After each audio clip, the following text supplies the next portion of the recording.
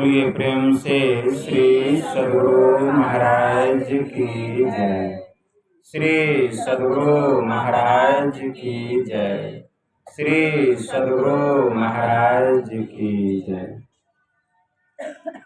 नमामि अमित ज्ञान रूपं कृपालं अगम बोधदाता सुबुद्धि निधि विशालं क्षमाशीलयति धीर गंभीर ज्ञानम् धर्म कील दृढ़ समधीर ध्यानम् जगत त्राणकारी अघारी उदारम्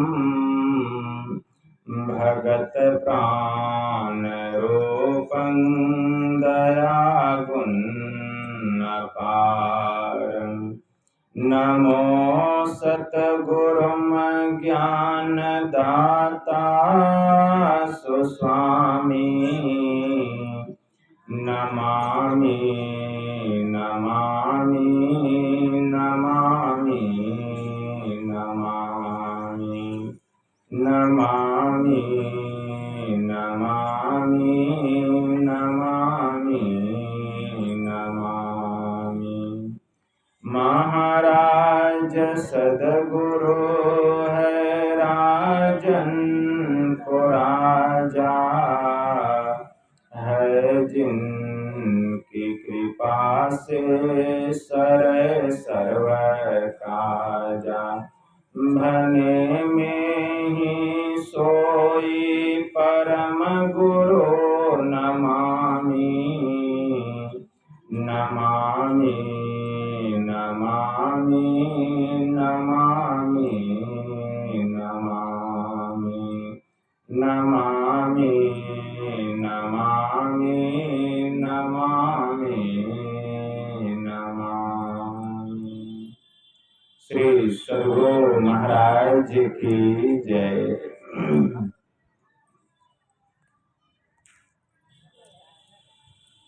अव्यक्त रूप में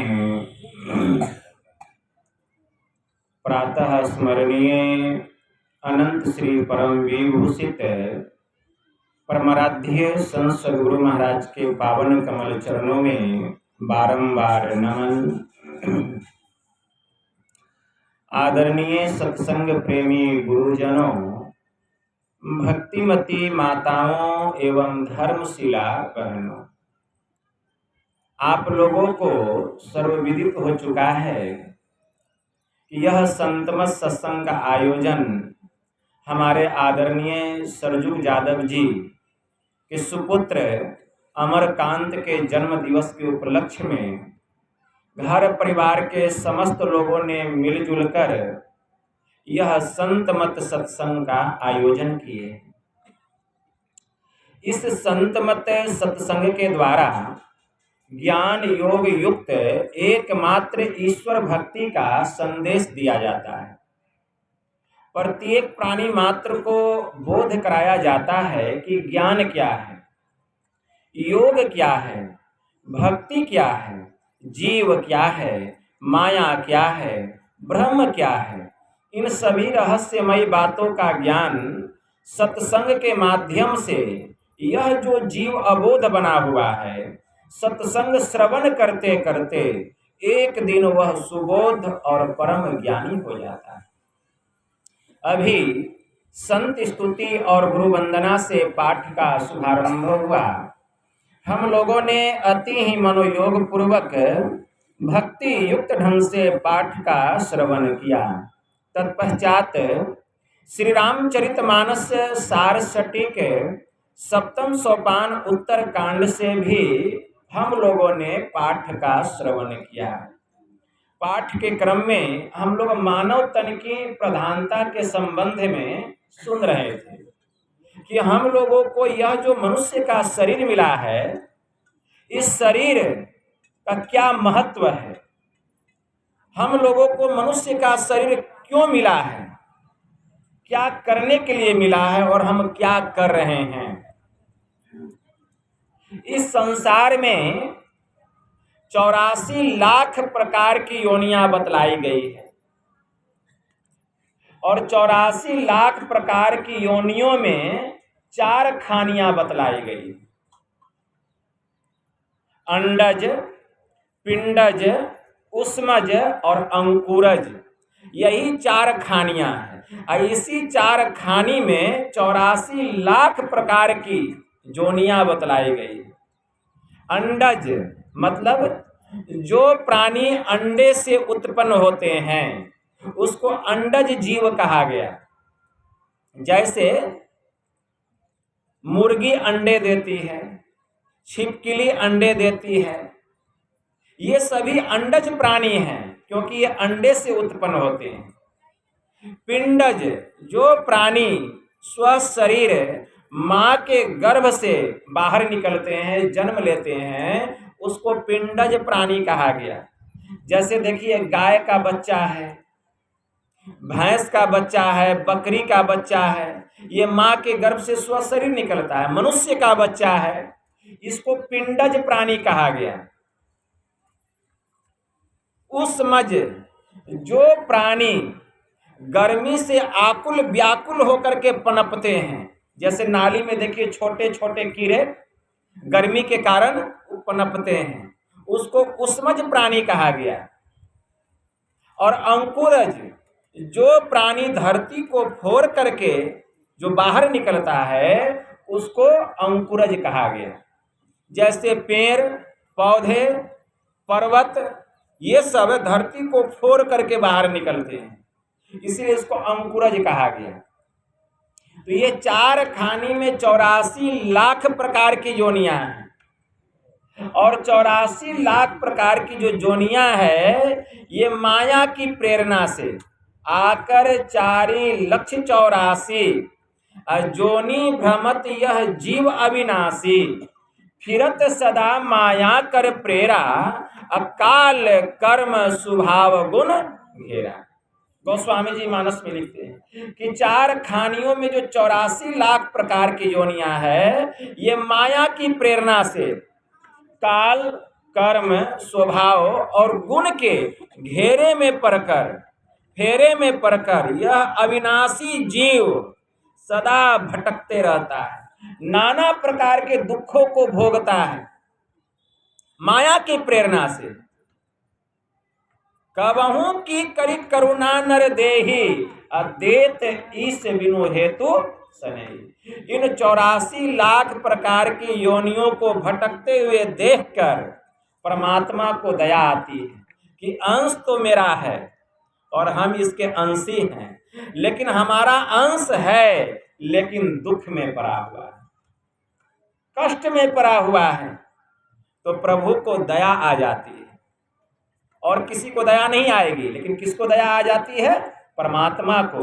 और जब परमात्मा को दया आती है, हम 84 लाख प्रकार की योनियों को भटकते हुए देख करके काल, कर्म, स्वभाव और गुण के फेरे में पड़कर जब हम भटकते रहते हैं तो परम पिता परमात्मा को दया आती है।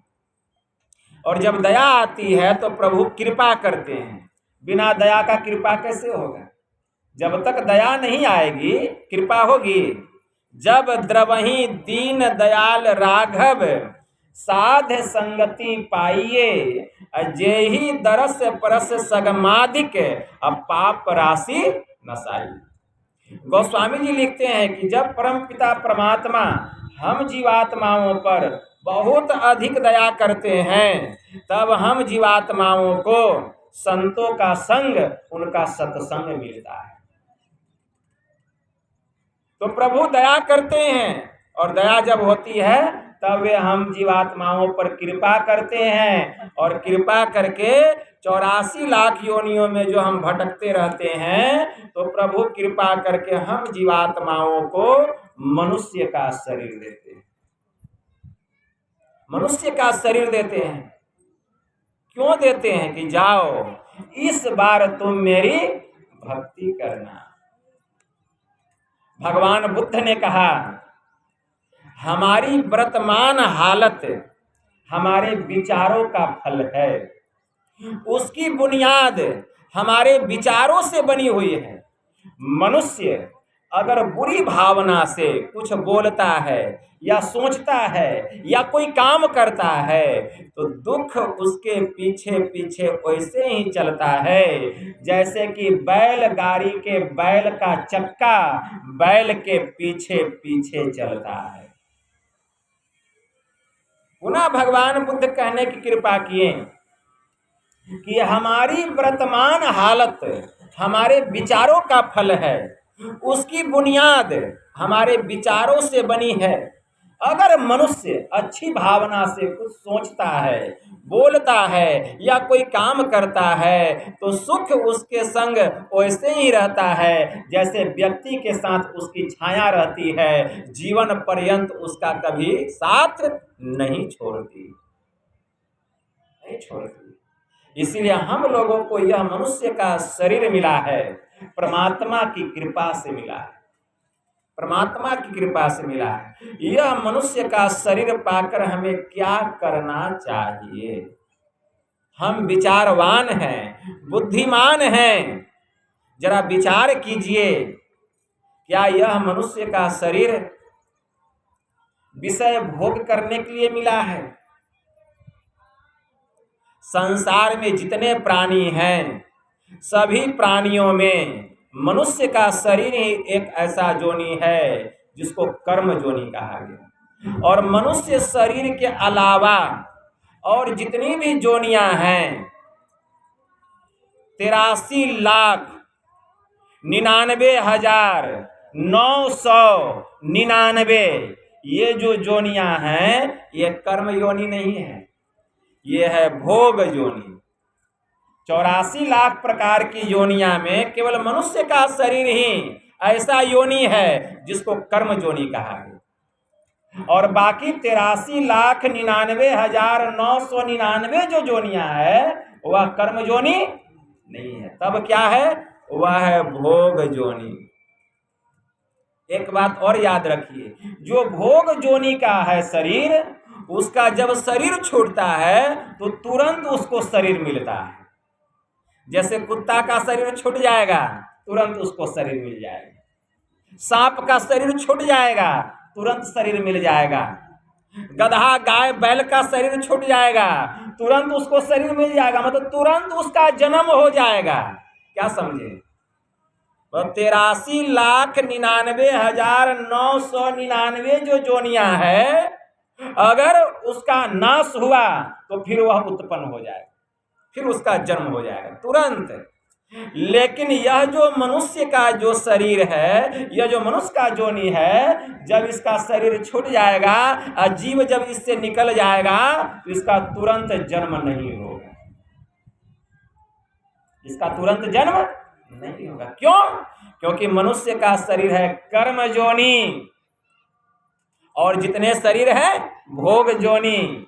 तो मनुष्य जैसा कर्म किया है, चाहे आप रहें चाहे हम रहें, जैसा कर्म किए हैं उस कर्म के फल स्वरूप उसको स्वर्ग और नरक में जाना पड़ता है। वहां के सुख दुख को भोगने के बाद पुनः जब ईश्वर की कृपा होती है तो परमात्मा अपनी मर्जी से उस जीव को गाय की जोनी में भेजना है कि भैंस की जोनी में भेजना है कि गधा की जोनी में भेजना है या मनुष्य की जोनी में भेजना है, वह परमात्मा निर्णय करते। जैसा आपका कर्म रहेगा उस प्रकार का फल भोगने के बाद फिर से परमात्मा आपको नया शरीर प्रदान करेंगे। इसलिए कहा गया मनुष्य का शरीर मिला है, अच्छा काम कीजिए और नहीं तो फिर जो है 84 लाख योनियों में जाना पड़ेगा, फिर 84 लाख योनि में चले जाएंगे। 84 लाख योनियों से छूट करके हम मनुष्य के शरीर में आए हैं। कैसे? परमात्मा की कृपा से, ईश्वर की कृपा से, अनुकंपा से। इसलिए हम ऐसा काम करें कि फिर 84 लाख योनियों में हमें भटकना नहीं पड़े। हम कौन सा काम करें? भगवान महायुगेश्वर श्री कृष्ण ने बड़ा अच्छा कहा, आहार निद्रा भय मैथुनश्च सामान्य में तत् पशु भृंदरानाम ज्ञानम नरानाम अधिकम विशेषो अज्ञाने नहीं न पशु भी समान। आहार मतलब भोजन करना, निद्रा सोना, भय मतलब डरना, और मैथुन मतलब संतान को पैदा करना। अरे यह चार काम तो पशु पक्षी भी करता है, ये चार काम पशु पक्षी भी करता है। और अगर मनुष्य का शरीर पाकर हम भी यही चार कामों में अपना जीवन बर्बाद कर दें, तो फिर मनुष्य में और पशु में, मतलब पशु में और हम में अंतर क्या रहा? केवल मनुष्य का शरीर खोल मिल गया, जैसे सिंह को या बाघ को गधा का खोल पहना दिया जाए, ठीक है ना, तो वो गधा नहीं हो जाता, सिंह ही रहता है, लेकिन खोल तो गधा का हो गया, ठीक है। उसी प्रकार हम मनुष्य हैं, ठीक है ना, लेकिन हमारे अंदर में बाघ सिंह बैठा हुआ है, लेकिन खोल क्या है? केवल मनुष्य का है, खोल मनुष्य का है। हमारा विचार भी मानव के जैसा होना चाहिए, हमारा व्यवहार भी मनुष्य के जैसा होना चाहिए। मतलब पहले हमें अपने को ठीक ठीक मनुष्य बनाना पड़ेगा। मनुष्य का शरीर मिल गया है, लेकिन हमारे अंदर में मानवता नहीं है, हमारे अंदर में मनुष्यता नहीं है। क्या मनुष्य का यही स्वभाव है कि मांस खाना, मछली खाना? मनुष्य का यही स्वभाव है, किसी से ईर्ष्या करना, द्वेष करना, मारपीट करना, लड़ाई झगड़ा करना, ये मनुष्य का स्वभाव नहीं है, ये सब पशु का स्वभाव है। तो मनुष्य का शरीर केवल ये खोल है, लेकिन इस खोल के भीतर में क्या है? वही बाघ सिंह है, वही है, वही स्वभाव है हमारा। इसीलिए पहले हमें अपने को ठीक ठीक मनुष्य बनाना पड़ेगा, मनुष्य बनना पड़ेगा। मनुष्य बनने के लिए कहाँ जाना पड़ेगा? इस सत्संग में आना पड़ेगा, क्योंकि सत्संग में पहले हमारे चरित्र का निर्माण होता है।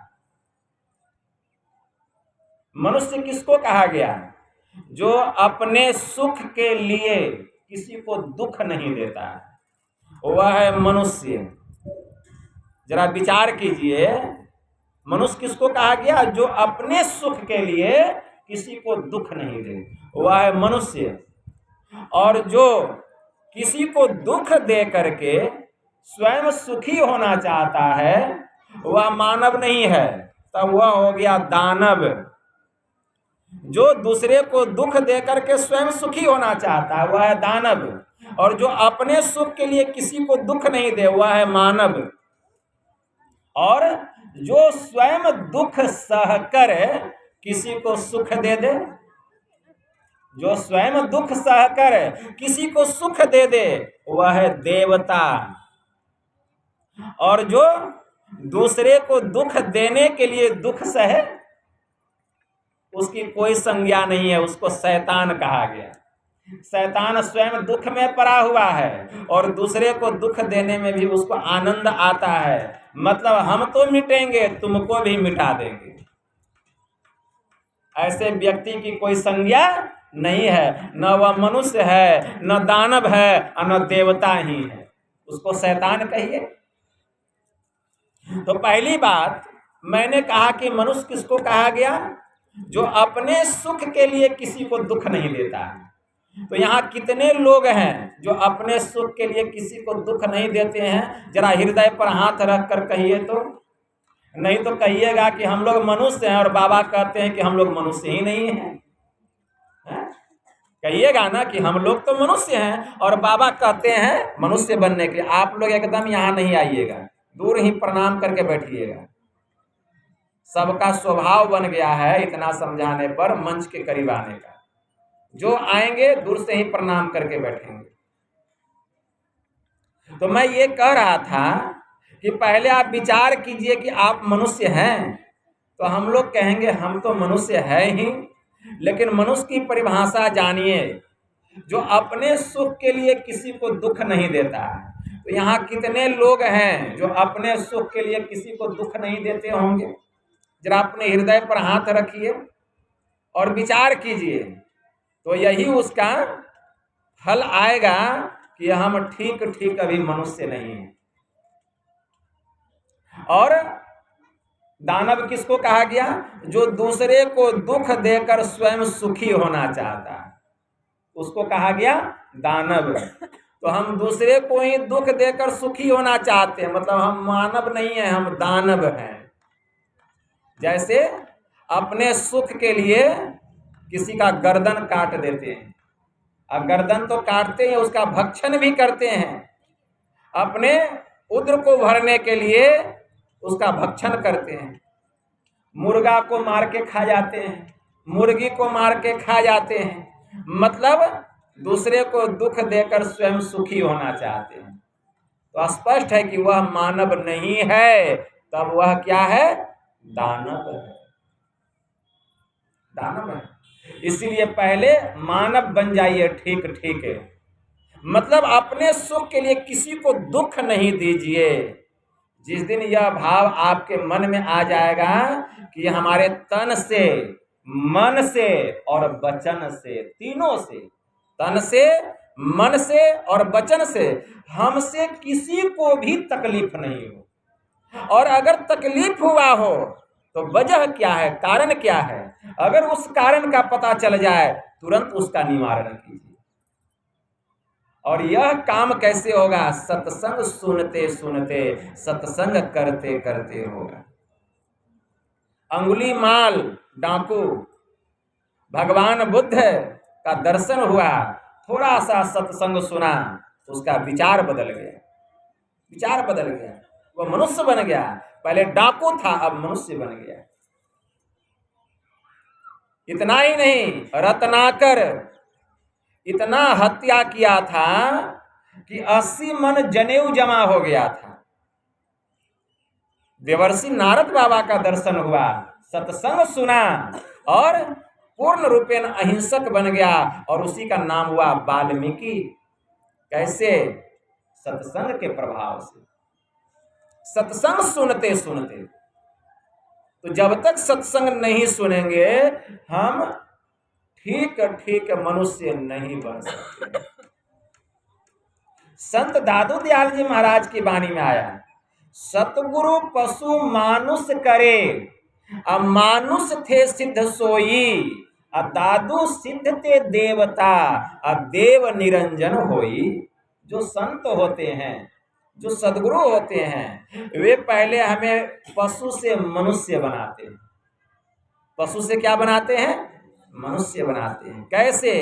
ज्ञान ध्यान की बात बतला करके, अच्छी अच्छी बातों को सुना सुना करके वे हमें पशु से मनुष्य बना देते हैं। और जब देखते हैं कि हम ठीक ठीक मनुष्य बन गए, मतलब मांस मछली खाना छूट गया, संपूर्ण प्राणियों के प्रति हमारे हृदय में प्रेम उत्पन्न हो गया, सबके दुख को, कष्ट को अपने दुख से भी हम बढ़ करके समझने लग गए। जब वे देख लेते हैं कि ठीक ठीक हम मनुष्य बन गए, हमारे अंदर में मानवता आ गई, तब वे क्या करते हैं? तब वे हमें बुलाते हैं। अब बुला करके कहते जाओ स्नान करके आओ, फूल का माला बनाओ, थोड़ा सा प्रसाद लाओ, और हम तुमको भजन भेद बतला देते। कब? जब हम ठीक ठीक मनुष्य बन जाते हैं तब। और जब ठीक ठीक मनुष्य ही नहीं बनेंगे तो कहेंगे कि जाओ स्नान करके आओ, फूल का माला बनाओ, थोड़ा सा प्रसाद लाओ, तुमको भजन भेद दे देते हैं। तब नहीं मिलेगा भजन भेद, तब यह ब्रह्म विद्या नहीं मिलेगी। तो संत सदगुरु जो होते हैं, जब देख लेते हैं कि हम ठीक ठीक मनुष्य बन गए हैं, हमारे गुरु महाराज महर्षि में ही परमहंस जी महाराज, जब तक स्तुति विनती सदग्रंथ पाठ सिद्धांत परिभाषा अगर किसी को याद नहीं होता था, उसको दीक्षा नहीं मिलता। अब तो भेड़िया धसान। पहले सबको जल्दी गेरुआ वस्त्र नहीं मिलता था, अब तो भेड़िया धसान। हमको भी बाबा लोग कहते हैं नवीन बाबा आप भी गेरुआ वस्त्र ले लीजिए, इस योग्य हैं, कहीं की इच्छा होगी तब न लेंगे। क्या सफेद वस्त्र ठीक नहीं है? बाबा देवी साहब काला कपड़ा में रहते थे। अभी देखिए भुजंगी बाबा भी सफेद वस्त्र में रहते थे पाटन में, अभी भी आश्रम बना हुआ है। अभी छोटे लाल बाबा संत नगर में रहते, वो भी सफेद वस्त्र में रहते हैं। केदार बाबा हैं, वो भी सफेद वस्त्र में रहते हैं। तो मान्यता वस्त्र की नहीं है, प्रधानता वस्त्र की नहीं है। भेष कैसा भी हो, अगर ऊंचा ख्याल है, दीन बाहर से दिखे, भीतर से मालो माल है। कोई कहता भिक्षु है, कोई कहे कंगाल है, अरे गुदरी पहने उसके गुदरी में लाल है। पहले देखिए कि उसमें लाल है कि नहीं है। इसीलिए भेष से कोई महान नहीं होता। लेकिन एक बात और है, देखिए जैसा देश वैसा भेष बनाना पड़ता है, ये भी बात है। जैसा देश वैसा भेष बनाना पड़ता है, ठीक है ना। भेष अगर आपको इच्छा है कि हमको भेष भी रखना है तो आप रख सकते हैं, लेकिन यह नहीं कि रखना जरूरी है, ऐसी कोई बात नहीं है। आप साधु बन के रहिए या बाबू बन करके रहिए, लेकिन आपके अंदर में उस प्रकार की योग्यता है कि नहीं, आपका आचरण वैसा है कि नहीं, आपके अंदर में वैसी व्यवहारिकता है कि नहीं, आपके भीतर वैसा ज्ञान है कि नहीं, ये देखिए। इसलिए भेष से मतलब नहीं है। इसलिए भेष कैसा भी हो, अगर ऊंचा ख्याल, ख्याल जो है वह ऊंचा होना चाहिए। इसलिए गोस्वामी तुलसीदास जी महाराज लिखते हैं, गोस्वामी तुलसीदास जी महाराज श्री रामचरितमानस में लिखते हैं, क्या लिख रहे हैं कि बड़े भाग मानुष तन पावा, कि बड़े भाग्य से हम लोगों को यह मनुष्य का शरीर मिला है। लेकिन मनुष्य का शरीर मिला है, लेकिन सही सही हम मनुष्य बन नहीं पाए। सही सही मनुष्य तब बनेंगे जबकि हम सत्संग में आएंगे, सत्संग सुनेंगे, और जब संत सदगुरु देख लेते हैं कि हम उस योग्य हो गए हैं, तो वे हमें बुला करके ब्रह्म विद्या बतला देते हैं, भजन भेद दे देते हैं। और भजन भेद दे करके छोड़ नहीं देते हैं, कहते हैं पहले बैठ कर मेरे पास ध्यान करो। जो हम भजन भेद लेते हैं तो कहते हैं बैठ करके मेरे पास ध्यान करो, जो मैंने क्रिया तुम लोगों को बतलाई है थोड़ा देर उसका अभ्यास करो। तो उनके सानिध्य में बैठ करके, उनके सम्मुख में बैठ करके जो हम थोड़ा सा अभ्यास करते हैं, तो वही भक्ति रूपी बीज हमारे भीतर में पड़ जाता है। उसी को कहा गया भक्ति बीज, वही हुआ भक्ति बीज। बहुत लोग पूछते हैं कि वह भक्ति बीज क्या है, तो वही जो उनके सम्मुख बैठकर हम थोड़ा सा जो अभ्यास किए, तो वही हो गया भक्ति बीज। वह बीज हमारे भीतर में पड़ गया, इस शरीर के भीतर में, इस जीव के भीतर वह बीज पड़ गया। और वह बीज जो है उसका विनाश होने वाला नहीं है। संसार में गेहूं का बीज हो, चना का बीज हो, मूंग का बीज हो, धान का बीज हो, जितने भी फल फ्रूट से हैं, आम का, जामुन का, कटहल का, इन सभी का बीज क्यों न हो, अगर कहीं ऊसर भूमि पर गिर जाए तो उसमें उससे अंकुर नहीं भी निकल सकता है, उससे पेड़ नहीं भी निकल सकता है उस ऊसर भूमि से। लेकिन यह जो भक्ति का बीज है, कैसा भी शरीर क्यों न हो, इसका कभी नाश होने वाला नहीं है। लेकिन ऊसर भूमि में जो बीज पड़ गया उसका नाश हो जाएगा, लेकिन यह जो भक्ति रूपी बीज है इसका किसी काल में नाश होने वाला। इसीलिए बाबा संत कबीर साहब ने कहा, भक्ति बीज बिन से नहीं, जो जुग जाए अनंत, ऊंच नीच घर जन्म ले, तो भी संत के संत। अब यह जो भक्ति का बीज पड़ गया, और हम जो घर आकर के थोड़ा थोड़ा भी अभ्यास करेंगे, तो यह संस्कार बढ़ते चला जाएगा, संस्कार बढ़ते चला जाएगा।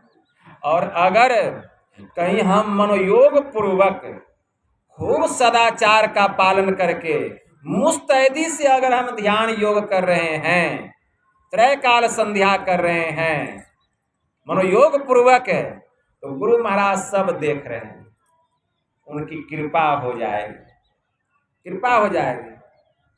और जब कृपा होगी तो जो हम अभ्यास कर रहे हैं, मानस जप कर रहे हैं, मानस ध्यान कर रहे हैं, दृष्टि साधना कर रहे हैं, ये प्रारंभिक क्रिया इसको बतलाया गया।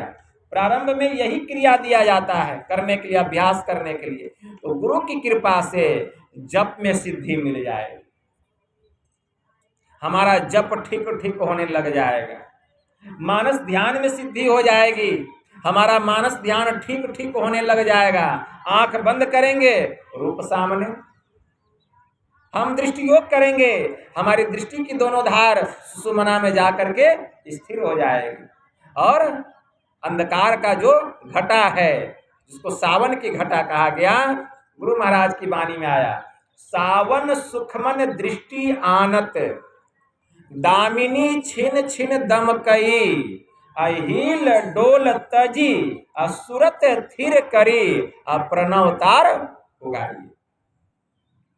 सावन का घटा देखे हैं, जब घटा छाता है आकाश में तो लगता है कितना अंधेरा हो गया, लेकिन असली सावन की घटा हम सबके भीतर में।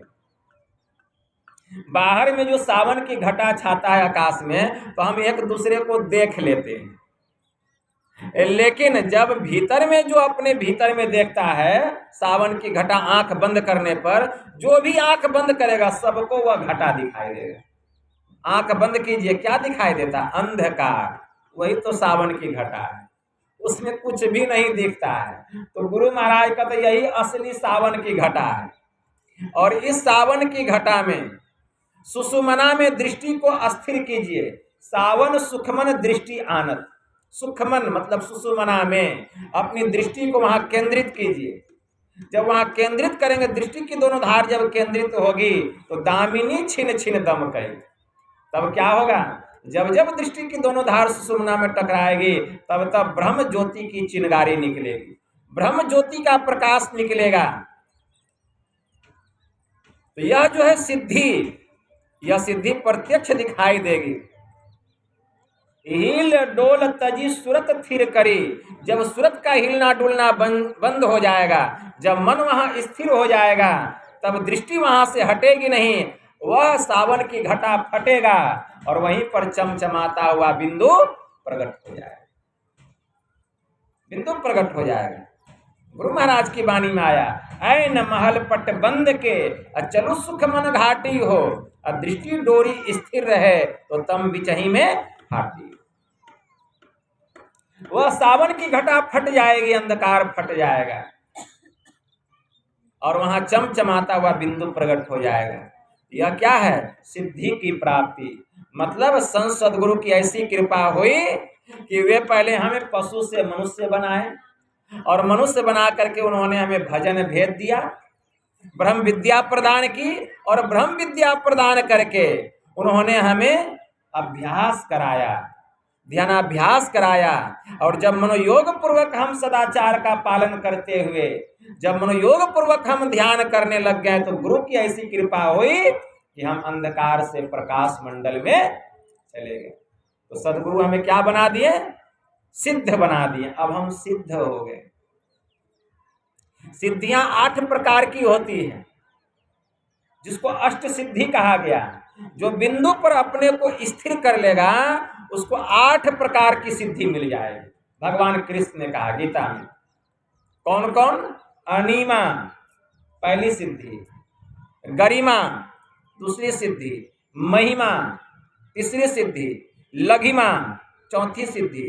तो अनिमा, गरिमा, महिमा, लघिमा, प्राप्ति पांचवी सिद्धि, प्राप्तव्य छठी सिद्धि, इसी तत्व सातवीं सिद्धि और वसी तत्व आठवीं सिद्धि। ये आठों प्रकार की सिद्धि की प्राप्ति आपको हो जाएगी। कब? जब बिंदु पर स्थिर हो जाएंगे, जब आपकी दृष्टि की दोनों धार सुषुम्ना में जाकर के केंद्रित हो जाएगी, जब आपके अंदर का अंधकार का मंडल फट जाएगा। अब 8 प्रकार की सिद्धि का लाभ क्या है? तो जिसको अनिमा सिद्धि मिल जाती है वह कहीं भी बैठा हुआ है, बैठे बैठे यहां से कहीं भी वह जा सकता है। बैठे हैं इस मंच पर, मेरा मन हुआ कि अमेरिका चले जाते हैं, यहीं से अमेरिका चला गया, कोई आने की जरूरत नहीं। यह है अनिमा सिद्धि। कहीं भी जा सकते हैं, जो बिंदु पर स्थिर हो जाएगा। क्यों? वह बिंदु यान है। बिंदु क्या है? यान है। गुरु महाराज की वाणी में आया, क्या कहते हैं गुरुदेव? तजो पिंड चरी जाओ ब्रह्मांड ही, अजो वीर हो अपेलो सुषमन दृष्टि, शिस्त जो तीर हो बिंदु नाद अगुवाई तुम ही ले जाएंगे, अरे हारे में ही ज्योति सहनाद की सैर कराएं। वह बिंदु क्या है? यान है, पूरे ब्रह्मांड का सैर करा देगा। इस ब्रह्मांड में ये जो सौर मंडल देख रहे हैं, इस ब्रह्मांड में वह बिंदु ऐसा यान है कि दुनिया में ऐसा कोई यान ही नहीं है कि उससे तेज गति हो जाए। जहां जा सकते हैं, स्वर्ग भी आप जा सकते हैं। मन में हो जाए कि हम स्वर्ग चले, वहां भी जा सकते हैं। जहां जाना चाहे आप जा सकते हैं, ऐसा यान है। यह अनिमा सिद्धि। गरिमा, यह कैसी सिद्धि है? गरिमा, आपको अपने शरीर को जितना वजनदार बनाना हो आप उतना वजनदार बना सकते हैं। कोई सोचेंगे ये तो बहुत हल्के हैं, तुरंत उठा लेंगे, लेकिन इतना वे वजनदार बना लेंगे कि पूरा शरीर का क्या, पूरा धरती का भी बल लगा लेंगे तो भी उसको नहीं उठा पाएंगे। यह है गरिमा। लघिमा, उसमें सिद्धि आ जाती है, वो अपने को जितना सूक्ष्म बनाना चाहे उतना सूक्ष्म बना सकता है। जितना सूक्ष्म बनाना चाहे उतना सूक्ष्म बनाना, उतना ही वो सूक्ष्म बन सकता है। वो चाहे तो मच्छर बन जाए, चाहे तो मक्खी बन जाए, महीन से महीन द्वार में वह प्रवेश कर सकता है। ये सिद्धि है। इतना ही नहीं, प्राप्ति मतलब जो चाहेगा वही वस्तु उसको मिल जाए। केवल चाहने की देर है, मिलने में देर नहीं लगेगी। प्राप्तव्य, इच्छा अनुसार लाभ की शक्ति। इसी तत्व मतलब पंचभूतों पर अधिकार प्राप्त कर लेने की शक्ति। मिट्टी, जल, अग्नि, हवा और आकाश, ये पांचों भूत उसके अधीन हो जाएगा, जो उस बिंदु पर अपने को स्थिर कर लेगा। बसी तत्व, किसी को भी अपने बस में कर लेने की शक्ति। वह चाहे तो किसी को भी अपने बस में कर सकता है। यही है अष्ट सिद्धि, केवल बिंदु पर जो अपने को स्थिर कर लेगा। तो सतगुरु पशु मानुष करे, तो संत सदगुरु जो होते हैं वे हमें ज्ञान की बात बतलाकर, ध्यान की बात बतलाकर, योग की बात बतला करके हमें सत्संग सुनाते सुनाते, सद्ज्ञान का उपदेश करते करते वे हमें पशु से मनुष्य बना देते हैं। और जब देखते हैं कि ठीक ठीक मनुष्य बन गए, तब वे हमें अपने पास बुला करके भजन भेद बतला देते हैं। और भजन भेद दे करके, ब्रह्म विद्या दे करके वे हमें ध्यान कराते कराते सिद्ध बना देते हैं। हम सिद्ध बन गए। दादू सिद्ध ते देवता, और फिर ऐसी कृपा करते हैं कि संत सदगुरु जो हैं वे हमें अपने पास बुलाते हैं और सिद्ध से क्या बना देते हैं? हमें देवता बना देते हैं। देवता कैसे बना देते हैं? जो प्रकाश मंडल में चल गया, क्या वह देवता नहीं हुआ? देवता कहाँ रहते हैं? प्रकाश मंडल में रहते हैं। जितने भी देवता हैं सब सहस्त्र दल कमल में रहते हैं। सातों स्वर्ग का स्थान सहस्त्र दल कमल में है। तो हमारी पहुंच वहां तक हो जाती है। देव निरंजन होई, और देवता बना के वहीं तक नहीं छोड़ देते हैं, उसके बाद वे फिर अपने पास हमको बुलाते हैं और सुरत शब्द योग का भेद बतला देते हैं, निदानुसंधान की क्रिया बतला देते हैं, और सुरत शब्द योग का भेद बतला करके वे हमसे सार शब्द की साधना करवाते हैं। तब हम जब सार शब्द की साधना करते हैं तो वर्णात्मक नाम का जप होता है और ध्वन्यात्मक शब्द का ध्यान होता है। हम वहाँ ध्यान लगाते हैं, मतलब अपनी सूरत को वहाँ लगाते हैं उस सार शब्द में, जो परमात्मा का सार शब्द है, जो परमात्मा का नाम है, जो परमात्मा का आदि नाद है, उसको सुनने के लिए हम अपनी सूरत को लगाते हैं, क्योंकि इस कान से उस शब्द को नहीं सुना जा सकता। कैसे सुनेंगे? तो मीठी मुरली सुने सुरत की कान से, अरे हरे में ही बड़ा कोतूहल होए ध्वनि के ध्यान से, उसके लिए सुरत की कान चाहिए। हम ध्यान लगाते हैं, अपनी सुरत को वहां लगाते हैं उस शब्द में कि वह शब्द हमें सुनाई दे। तो सबको वह शब्द नहीं सुनाई देता है जो जड़ मंडल के सभी आवरणों को पार कर जाते हैं, स्थूल मंडल, सूक्ष्म मंडल, कारण मंडल, महाकारण मंडल, जो अपरा प्रकृति को पार करके प्रा प्रकृति में चले जाते हैं, वही उस शब्द को सुनते हैं, वही उस नाम को सुनते हैं, वही उस धुन को सुनते हैं। वह ऐसा शब्द है, सब नहीं सुनता है। और जो सूरत उस शब्द को सुनती है, एक बार भी अगर उस शब्द को सुन ले, एक बार भी जिसकी सूरत उसमें लग जाए, उस परमात्मा में, उस ब्रह्मनाद में एक बार भी जिसकी सूरत लग जाए, वह सूरत उस नाम को नहीं पकड़ती है, बल्कि वह नाम ही सूरत को पकड़ लेता है। और वह नाम जो है सूरत को, मतलब इस चेतन आत्मा को खींच करके सीधे ब्रह्म से मिला देता है। मतलब इस अंश को, वह जो नाम है, वह जो सार शब्द है, इस अंश को उस अंशी से मिला देता है, अंशी से मिला देता है। लेकिन उसकी अनुभूति आपको होती है? कभी सुने हैं? क्यों नहीं सुनते हैं? क्या उसका अनुभव हुआ है? एक बड़े ही उच्च कोटि के फकीर हो गए, दारा सिकोह, शाहजहां के पुत्र थे। तो शाहजहां के पुत्र दारा सिकोह हुए। उन्होंने कहा, वे क्या कहते हैं, उन्होंने एक पुस्तक लिखी, रिसाला-ए-हकनुमा। रिसाला-ए-हकनुमा के पृष्ठ संख्या 16 में उन्होंने लिखा कि यह पूरी दुनिया, यह पूरी कायनात खुदा के नूर और कलमे के कलाम से भरपूर है। यह पूरी दुनिया खुदा के नूर और कलमे के कलाम से भरपूर है।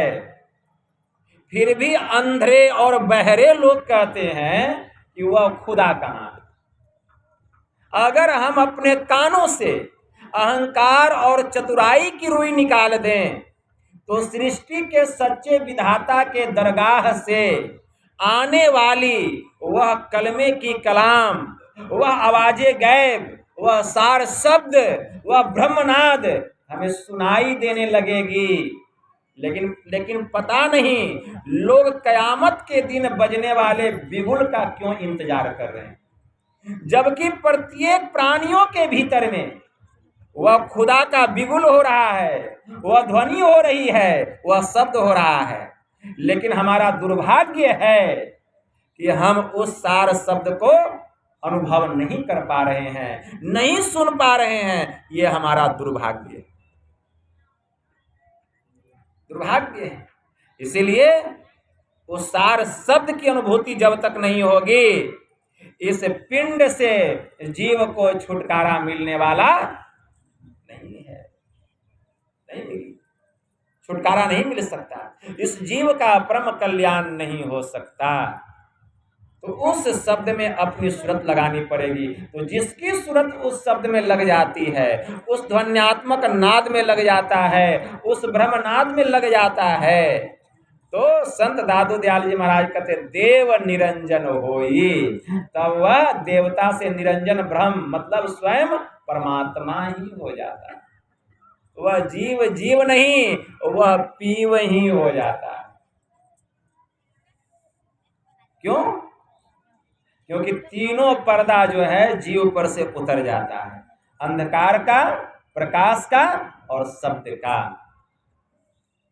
अंधकार मोटा पर्दा है, प्रकाश और शब्द ये सूक्ष्म पर्दा है, प्रकाश भी पर्दा है। ईशावास्योपनिषद में एक मंत्र आया है, हिरण्मयेन पात्रेण सत्य अस्यापिहितम मुखम तत्वं पुषन् पावृणु सत्य धर्माय दृष्टये। आदित्य मंडल अस्त ब्रह्म के मुख पर ज्योतिर्मय पात्र लगा हुआ है। आदित्य मंडल अस्त ब्रह्म का जो मुख है वह ज्योतिर्मय पात्र से ढका हुआ है। हे पुषन, मुझ आत्मा की, मुझ सत्य धर्मा को आत्मा की उपलब्धि कराने के लिए उसे तू उघार दे। जब तक वह पर्दा नहीं हटेगा इस आत्मा का दर्शन नहीं होगा, और जब तक आत्मा का ज्ञान नहीं होगा परमात्मा की पहचान नहीं। इसलिए संत कबीर साहब कहते हैं, घूंघट का पट खोल रे तो को पीव मिलेंगे, घट घट में वह साईं रमता, कटुक वचन मत बोल रे तो को पीव मिलेंगे। धन जोवन का गर्व न कीजे, झूठा पचरंग चोल रे तो को पीव मिलेंगे। सुन महल में दिया ना बारी ले, आशा से मत डोल रे तो को पीव मिलेंगे। जोग जुगत से रंग महल में पिया पायो अनमोल रे, कहे कबीर आनंद भयो है, अरे बाजत अनहद ढोल रे तो को पीव मिलेंगे। अरे घूंघट का पट खोल रे तो को पीव मिलेंगे। संत कबीर साहब कहते हैं वह घूंघट क्या है?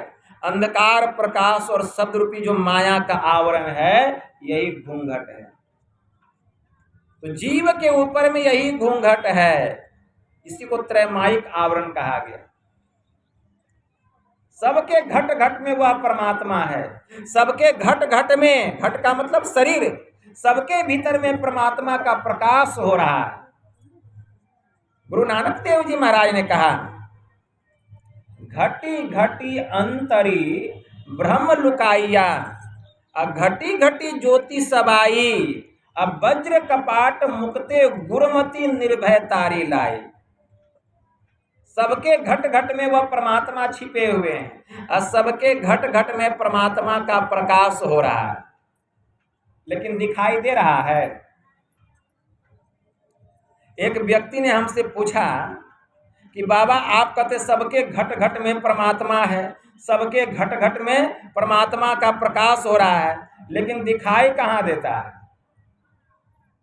लेकिन दिखाई कहाँ देता है? अब बिना देखे हम कैसे मान लेंगे? तो हम कहेंगे दुनिया में ऐसी बहुत चीज है जो दिखाई नहीं देती है, उसको आप मानते हैं कि नहीं मानते हैं? दुनिया बहुत चीज है। हवा दिखाई देती है, हवा को देखते हैं, लेकिन मानते हैं कि नहीं कि हवा है?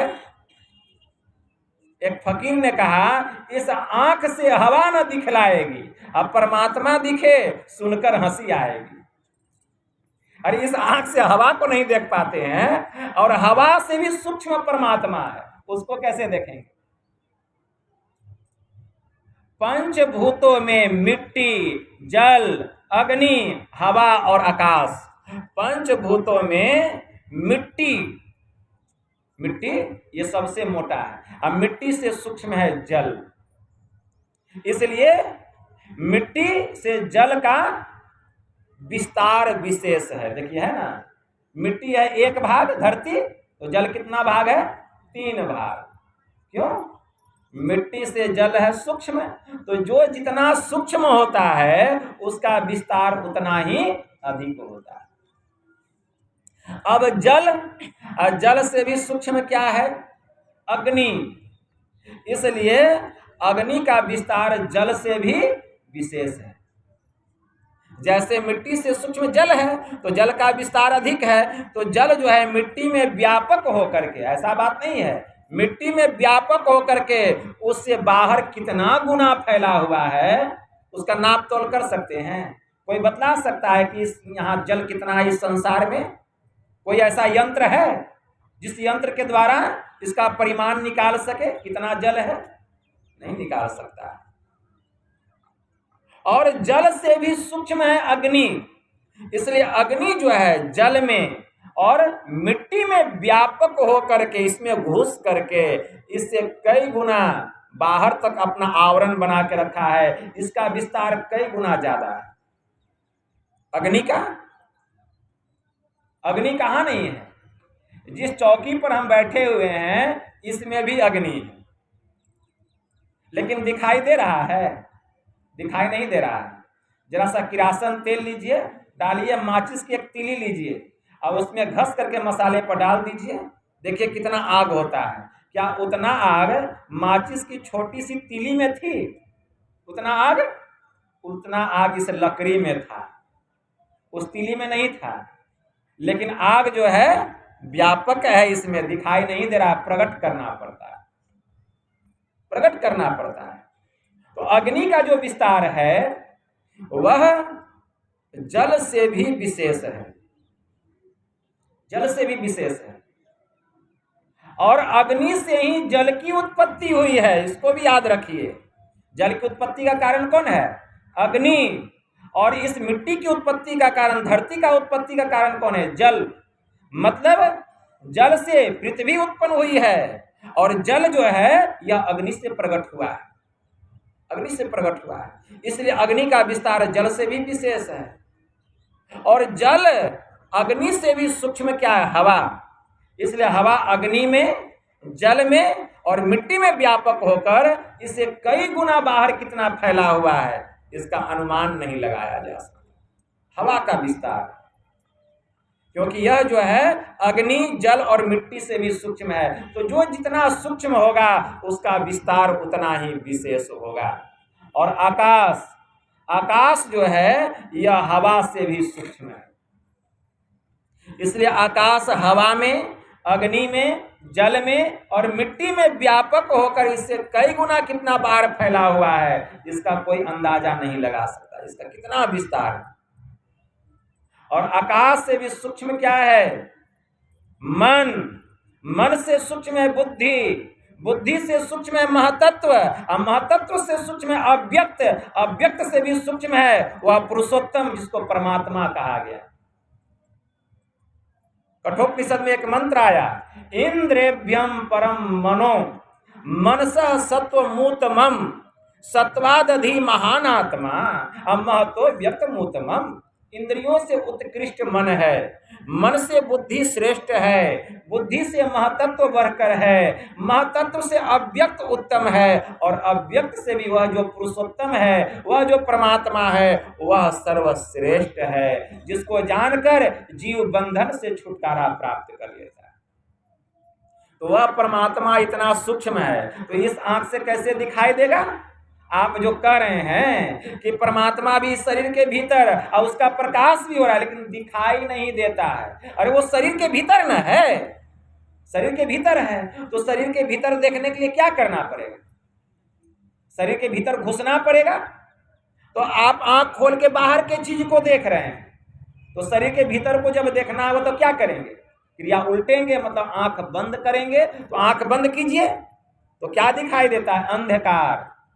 तो जब तक अंधकार रहेगा वो कहां से दिखाई देंगे? इन दोनों आंखों के मध्य में एक आंख और है, उसको त्रिनेत्र कहा गया, शिव नेत्र कहा गया। वह योगिक क्रिया के द्वारा उस आंख को खोलना पड़ता है। जब उस आंख को खोलेंगे तब ब्रह्म की ब्रह्म ज्योति का दर्शन होगा, क्योंकि ब्रह्म का दर्शन करने के पहले उनकी ज्योति का दर्शन होगा। जैसे सूर्य का दर्शन करने के पहले सूर्य की किरण का सहारा लेना पड़ता है, तुरंत हम सूर्य को देख लेते हैं। जैसे सूर्य की किरण का सहारा लेकर हम सूर्य को देख लेते हैं, वैसे ब्रह्म की ज्योति का सहारा लेकर हम ब्रह्म को देख लेंगे। तो पहले क्या करना पड़ेगा? भीतर का नेत्र प्रकट करना पड़ेगा, जिसको शिव नेत्र कहा गया। इसके लिए अभ्यास करना पड़ेगा, वही है योगिक क्रिया। दृष्टि की दोनों धारों को एक करना पड़ेगा और एक करके वह त्रिनेत्र को खोलना पड़ेगा। अभी तो वह आंख बंद है, तो कहां से वह परमात्मा दिखाई देंगे? परमात्मा तो दूर, उनकी ब्रह्म ज्योति का भी दर्शन नहीं होगा। तो भगवान शिव जी ने जिस विमल नेत्र का विमोचन किया, विमोचन करके विलोचन किया, अब विलोचन करके त्रिलोचन की संज्ञा पाई, वह क्रिया विशेष विधि हमको भी करना पड़ेगा। हमको भी जानना पड़ेगा कि भगवान ने कैसे उसको प्राप्त किया। केवल जल ढारने से काम नहीं चलेगा, अगरबत्ती जलाने से काम नहीं चलेगा, लड्डू चढ़ाने से काम नहीं चलेगा, और खूब जो है मंदिर को धोने से काम नहीं चलेगा। मन को साफ कीजिए अगर खुदा के नूर का दीदार करना चाहते हैं। नहाए धोए क्या हुआ, जो मन मैल न जाए, जाका दिल साबित नहीं, ताको कहां खुदाए। दिल का हुजरा साफ रख, जाना के आने के लिए, ध्यान गैरों का उठा, उनको बिठाने के लिए। एक दिल लाखों तमन्ना, उस पे ज्यादा हवीस, फिर ठिकाना है कहाँ उसको बिठाने के लिए। नकली मंदिर मस्जिदों में जाए, सद अफसोस है, कुदरती मस्जिद का साकिन दुख उठाने के लिए। चश्मे दिल से देखा, यहाँ जो जो तमाशे हो रहे, दिल सिता तो क्या क्या है, तेरे दिल सताने के लिए। क्यों भटकता फिर रहा तू ऐ तलाशे यार में, अरे रास्ता सहरग में है दिलबर पे जाने के लिए। इसके लिए मुर्शिदे कामिल से मिल, सिद्क और सबूरी से तकी, जो तुझे देगा फहम उस सहरग को पाने के लिए।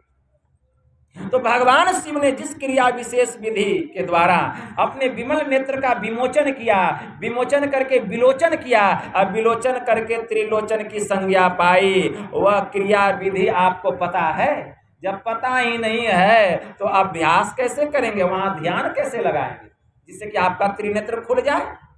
सबके भीतर में त्रिनेत्र है। अरे पिता को 3 आंख अब बेटा को 2 आंख, ऐसा कैसे हो सकता है? पिता को 3 आंख, अब पुत्र को 2 ही आंख होगा? पुत्र को भी 3 आंख है, लेकिन उसको खोलना पड़ेगा।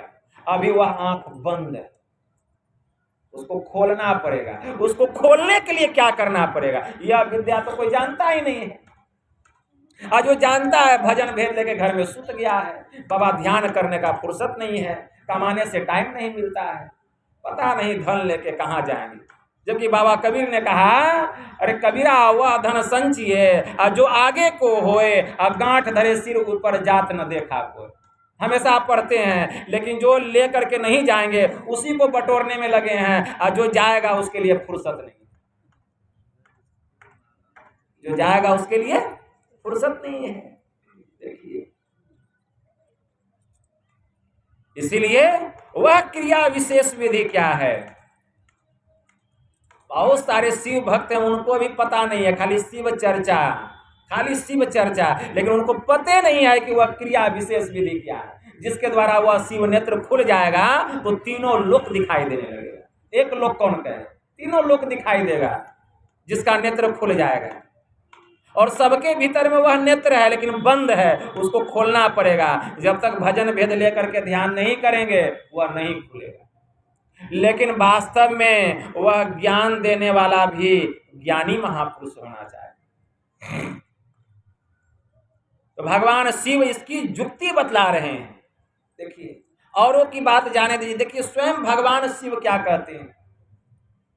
ब्रह्मा जी के पास आए हुए हैं, ब्रह्मा जी इनके पास आए हुए हैं भगवान शिव जी के पास। तो भगवान शिव जी जवाब दे रहे हैं, सुषुम्नायम यदा योगी क्षणे कंपी तिष्ठति, सुषुम्नायम यदा योगी क्षणार्धम्पि तिष्ठति, सुषुम्नायम यदा योगी सुलग्नो लवनाम्बुवत, सुषुम्नायम यदा योगी लीयते क्षीरनिर्वत, भिद्यते च तदा ग्रंथि छिद्यन्ते सर्व संशया, क्षीयन्ते परमाकाशे ते यान्ति परमाम गति। भगवान शिव जी ने कहा, यह ब्रह्मा जी, जब सुषुम्ना में जोगी एक क्षण ठहरता है, जब सुषुम्ना में जोगी आधा क्षण ठहरता है, जब सुषुम्ना में जोगी नमक और पानी के समान घुल जाता है, जब सुषुम्ना में जोगी दूध और पानी के समान मिल जाता है, परिणाम क्या होता है? उसकी हृदय ग्रंथि का भेदन होता है। भेद्यते हृदय ग्रंथि छिद्यन्ते सर्व संशया। उसकी हृदय ग्रंथि का भेदन होता है, वह अंधकार से प्रकाश मंडल में जाता है, सभी संशय उसके समाप्त हो जाते हैं और फिर ब्रह्मनाद के धार को पकड़ करके सीधे वे हमारे परम पद को प्राप्त करता है। भगवान शिव जी कहते हैं, शिव संहिता में भगवान शिव जी माता पार्वती से कहते हैं कि हे देवी, शिरः कपाले रुद्राक्षरम बीवरम चिंतयेद यदा तदा ज्योतिः प्रकाशः स्याद् विद्युत पुंज संप्रभ एतत् चिंतन मात्रेण पापानं संशयो भवेत दुराचारो अपि पुरुषो लभते परमं पदम। भगवान शिव ने कहा कि सिर में कपाल है, सिरः कपाले मतलब सिर में कपाल है जहां एक भी बाल नहीं है, उसी का नाम है कपाल। हमारा सिर है, इसमें कपाल है, इसी को कपाल कहा गया, ललाट कहा गया, एक भी बाल नहीं है। इस कपाल के भीतर में क्या? रुद्राक्ष है। रुद्राक्ष का मतलब भगवान शिव का तीसरा आंख है। रुद्राक्ष का मतलब क्या होता है? रुद्र का मतलब क्या होता है? शंकर। और अक्ष का मतलब नयन, मतलब आंख है। तो भगवान शिव का तीसरा आंख। तो सिरः कपाले, सिर में कपाल है, ये कपाल है, और इस कपाल के भीतर में रुद्राक्ष है, मतलब भगवान शिव का तीसरा आंख है। तो है कि नहीं? सबके भीतर में है ना, शास्त्र कह रहा है। और उसके भीतर में रुद्राक्ष में एक बीवर है। क्या है? बीवर है। सिरा कपाले रुद्राक्षरम, सिर में कपाल है, कपाल के भीतर में रुद्राक्ष है, और उस रुद्राक्ष में बीवर मतलब एक महीन छिद्र है। बीवरम चिंतयेद यदा, जो वहां अपने चित्त को लगा करके रखता है, जहां पर वह छेद है, उस रुद्राक्ष में जहां महीन छेद है कपाल के भीतर में, जो अपने चित्त को वहां लगा करके रखता है, परिणाम क्या होता है? सिरः कपाले रुद्राक्षरम बीवरम चिंतयेद यदा तदा ज्योतिः प्रकाशः स्याद् विद्युत पुंज संप्रभ। वहां ध्यान लगाने से बिजलियों के पुंज के समान ब्रह्म ज्योति का प्रचंड प्रकाश होता है, प्रचंड प्रकाश जो वहां ध्यान लगाता है। एतत् चिंतन मात्रेण पापानं संशयो भवेत, जो जिसके अंदर में वह ब्रह्म प्रकाश प्रकट होता है, उसका जन्म जन्मांतर का किया हुआ जितना पाप है सब जल करके राख हो जाता है, वह पूर्ण रूपेण पवित्र हो जाता है। तदा ज्योतिः स्याद् विद्युत पुंज संप्रभ एतत् चिंतन मात्रेण पापानं संशयो भवेत दुराचारो अपि पुरुषो लभते परमं पदम। हे देवी, कितना भी दुराचारी पुरुष क्यों न हो, जिसके भीतर में ब्रह्म ज्योति प्रकट हो जाती है, वह अपने संपूर्ण पापों से मुक्त होकर वह मेरे परम पद को प्राप्त कर लेता है। भगवान शिव जी कहते हैं, भगवान शिव कह रहे हैं, लेकिन वहां ध्यान लगाएंगे तब ना।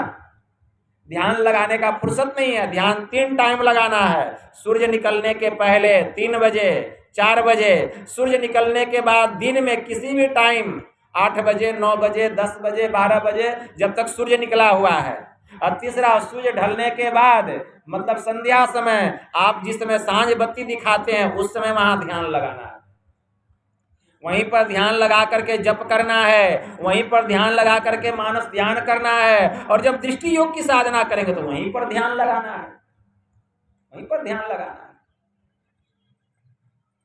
जो यह क्रिया करेगा नित्य प्रतिदिन नियम बना करके, संयम धर्म का पालन करते हुए, सदाचार का पालन करते हुए, तो शास्त्र में प्रमाण है 6 महीने के भीतर वह अंधकार से प्रकाश मंडल में चला जाए। पढ़िए नाद बिंदु उपनिषद, 6 महीने के भीतर वह अंधकार से प्रकाश मंडल में चला जाए। लेकिन हम करेंगे ही नहीं तो कहां से जाएंगे? कहां से जाएंगे? कहां से वह अक्ष खुलेगा, वह नयन खुलेगा, वह चक्षु खुलेगा? इसीलिए संत कबीर साहब ने कहा कि संत सद्गुरु जो होते हैं, लोचन अनंत उघारिया अनंत दिखावन हार, वे हमारे भीतर के लोचन को मतलब नयन को खोलते हैं और वह जो अनंत परमात्मा है उसका दर्शन कराते हैं। ये तो दिव्य दृष्टि हुआ। एक दृष्टि और है, उसको आत्म दृष्टि कहा गया। आत्म दृष्टि के द्वारा ही परमात्मा का दर्शन होता है। आत्म चक्षु सबका नहीं खुलता है। जिसकी सूरत में वह शब्द आ जाए, जैसे उस शब्द की अनुभूति होती है, वह आत्म चक्षु खुलता है। आत्म चक्षु कैसे खुलता है? दृष्टि योग की साधना के द्वारा भीतर की दृष्टि खुलती है, जब दृष्टि की दोनों धार एक होती है। लेकिन आत्म चक्षु कैसे खुलता है? जिसके खुलने से परमात्मा का दर्शन होता है। जिस दिन शब्द की अनुभूति हो जाएगी, ब्रह्मनाद की जैसे अनुभूति होगी, आपका आत्म चक्षु खुल जाएगा। संत पलटू साहब की वाणी में आया, नाम डोर है गुप्त को नहीं जानता, निह अक्षर का रूप दृष्टि नहीं आवता, रंकार आकार पवन को देखना। अरे हाँ रे पलटू, अरे देखत है कोई संत और सब पेखना। जो कोई चाहे नाम को सो नाम अनाम है जी, लिखन पढ़न में आवे नाही, निह अक्षर काम है जी, रूप कहे अनुरूप पवन अनुरेखते। अरे हाँ रे पलटू, गैब दृष्टि से संत नाम वह देखते। गैब दृष्टि किसको कहा गया? आत्म दृष्टि को कहा गया। भीतर की आत्म दृष्टि खुल जाती है और तब जो है उस परमात्मा का ज्ञान होता है, उसकी पहचान होती है। तो इसके लिए शब्द साधना करना पड़ेगा। साधो भाई शब्द साधना कीजिए, जही शब्द से प्रगट भय सब, सोई शब्द गही लीजिए। ये वह सार शब्द, यह संत मत का सबसे ऊंचा ज्ञान है। बिंदु ध्यान विधि, नाद ध्यान विधि, सरल सरल जग में परचारी, सब संतन की बड़ी बलिहार। तो यही काम करने के लिए हम जीवात्माओं को यह मनुष्य का शरीर मिला। यह काम करके हम इस जन्म मरण के चक्र से छूट जाएं। यह जो आवागमन है, बार बार आना बार बार जाना, इससे छुटकारा मिल जाए। क्योंकि हमारे परमाराध्य ने कहा, आवागमन सम दुख दूजा, है नहीं जग में कोई, इसके निवारण के लिए प्रभु भक्ति करनी चाहिए। और यह भक्ति कौन करेगा? कुत्ता करेगा? गधा गाय बिल्ली नहीं। मतलब 84 लाख योनियों में 83,99,999 योनियों से यह काम होने वाला नहीं। यह काम जब भी होगा मनुष्य योनि से होगा। जितने मनुष्य तनधारी हैं, प्रभु भक्ति कर सकते सभी, अंतर व बाहर भक्ति कर, घटपट हटाना। अंतर बाहर दोनों भक्ति करना है। परम संत बाबा देवी साहब हुए, उनकी वाणी में आया, साधु और संतों का आम उपदेश यह है कि इस आंख से जो कुछ दिखाई देता है कुल के कुल मायावी और नाशवान है। इसके बाद एक ऐसी जगह है जो न कभी पैदा हुई थी, जिसका न कभी नाश होता है, वही सत्य है। जो वहां जाता है ध्यान योग के द्वारा, जो वहां जाता है तो ख्याल में आता है कि यह कुछ है जरूर, लेकिन न तो उसका कोई रंग है न रूप है, लेकिन ख्याल में आता है कि कुछ है जरूर। इसीलिए संतों ने उसको नाम का अधिकारी माना और उसी को नाम दिया परमात्मा, उसी को नाम दिया ईश्वर। उसी परमात्मा के अंश हम चेतन आत्मा हैं। इस आत्मा को उस परमात्मा में मिला देना, यही सत्संग आंतरिक है। और बाहर में परमार्थिक बातचीत करने के लिए जहाँ 10-20 लोग या 10-20 हजार लोग या 10-20 लाख लोग इकट्ठा होते हैं, उसको सत्संग बाहरी कहते हैं। और इसके कायदे और दस्तूर के मुताबिक जो लोग अभ्यास करते हैं उसको साधु कहते हैं। और जिन्होंने कि इस जीवात्मा को उस परमात्मा में मिला दिया है, जिन्होंने कि इस जीव को अपने कुछ लोक में मिला दिया है, उसी को हम संत कहते हैं, उसी को संत कहते हैं। तो संत सब नहीं होते, संत सब नहीं होते। वही उस परमात्मा रूपी लाल को प्राप्त करता है। और जो उस परमात्मा रूपी लाल को प्राप्त कर लेता है वह कंगाल नहीं रहता है, वह मालो माल हो जाता है। लाली मेरे लाल को अजित देखूं तित लाल, लाली देखन मैं गई मैं भी हो गई। सारा झमेला खत्म, सब दुख समाप्त। यही काम करना है, इसी काम को करने के लिए यह मनुष्य का शरीर मिला। ये कभी मत कहिए कि बाबा फुर्सत नहीं मिलता। पेशाब करने के लिए मिलता है, पखाना करने के लिए फुर्सत मिलता है, नहाने के लिए मिलता है और काम करने के लिए मिलता है, लेकिन ध्यान सत्संग करने के लिए फुर्सत नहीं मिलता। जैसे सब काम करने के लिए फुर्सत निकालते हैं, वैसे ही इस काम को करने के लिए भी फुर्सत निकालना पड़ेगा। और अगर फुर्सत नहीं निकालेंगे तो भगवान श्री राम चेतावनी देते हैं, जो न तरई भव सागर नर समाज अस पाई, सो कृत निंदक मंदमती आत्म हन गति जाए। जो इतना व्यवस्था पाकर, साज सामान को पाकर जो मनुष्य का शरीर यह सुंदर नाव, परमात्मा की कृपा रूपी अनुकूल हवा, संत सदगुरु रूपी मल्लाह, ऐसा साज सामान पाकर जो ईश्वर का भजन नहीं करते हैं वे कृतघ्न हैं। वे आत्महिंसक की गति में जाते हैं और उनको आत्महत्या का बहुत बड़ा भारी पाप लगता है।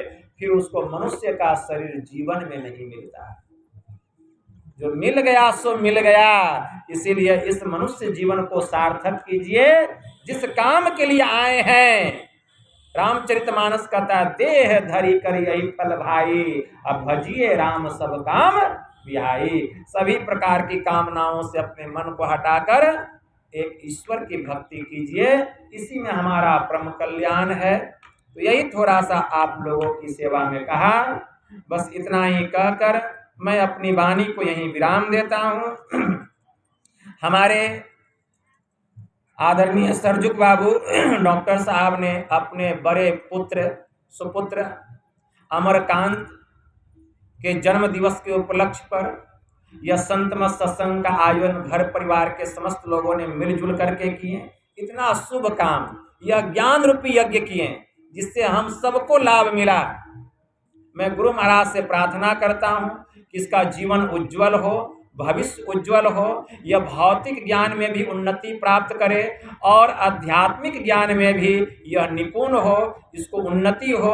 और यह जो भी मन में कामना रखे, गुरु महाराज इसकी सभी कामनाओं को पूरा करे। और आप लोग जो इतनी संख्या में अपना कीमती समय निकाल कर इस सत्संग में आए हैं, आप लोग पुण्य के भागी। अगर आप नहीं आते तो यह ज्ञान हम किनको सुनाते। इसलिए आप लोगों के लिए भी गुरु महाराज से प्रार्थना है कि आपके मन की जो कामनाएं हैं, जो चाहनाएं हैं, गुरु महाराज उसको पूरा करे। और आपके जीवन के जो कष्ट हैं, जो विघ्न बाधाएं हैं, गुरु महाराज उसको हरण करे। बोलिए प्रेम से श्री सद्गुरु महाराज की जय।